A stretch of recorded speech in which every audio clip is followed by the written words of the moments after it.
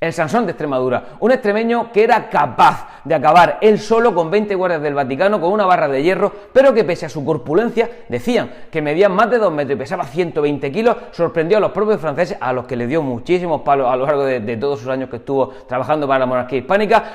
Tenía grandes dotes como espadachín. Oye, era muy fino con la espadita, incluso dominaba perfectamente el conocido como el estilo francés, que era una espada en cada mano. Estoy hablando de Diego García de Paredes, que era su nombre oficial, aunque más se conocía como el Sansón de Extremadura.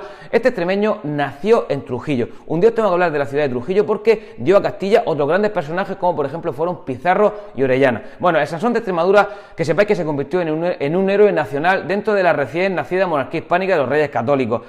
Sus hazañas, la verdad, es que algunas eran exageradas, pero lo convirtieron en leyenda. Y que sepáis que si hubiera habido unos cromos de héroes en esa época, él hubiera sido el cromo más difícil de conseguir, ¿vale? Lo que ocurre es que este gigante también tenía buen corazón, y en el año 1497, cuando falleció su madre, se fue a vivir a Italia, buscando enrolarse dentro del ejército aragonés, que en ese momento estaba luchando contra Francia por el control de Nápoles. Lo que ocurre es que en ese momento la guerra estaba en un impasse, estaba parada, estaba en pause, y acabó trabajando para el Vaticano, por una situación rocambolesca con un familiar que conocía, y se acercó mucho a la figura del Papa Alejandro VI.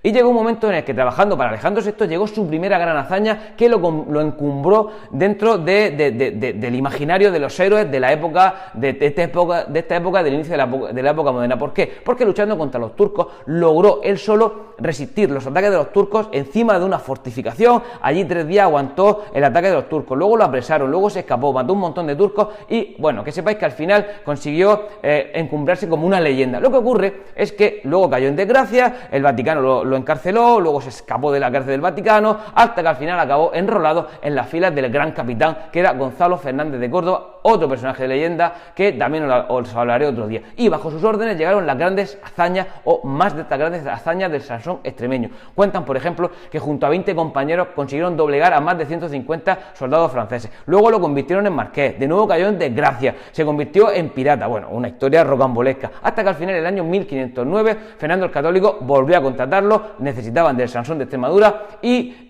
allí empezó a luchar en África. Su leyenda fue tan grande, mirad esto es lo interesante, que cuando Carlos V se convirtió en rey de la monarquía hispánica, él era su más fiel admirador y dijo que tenía que estar a su lado, y lo nombró caballero de la Espuela Dorada, y luchó junto a Carlos V, pero mano a mano, hasta el año 1533. Atentos, que sufrió un accidente jugando con unos niños, con una lanza, estaban haciendo unas pruebas a caballo, se cayó del caballo. Bueno, una cosa, un juego que al final consiguió lo que ni turcos ni franceses habían logrado en 15 batallas campales, 17 asedios, acabar con el gigante de Extremadura. Pero bueno, el héroe y el mito nacional ya habían nacido.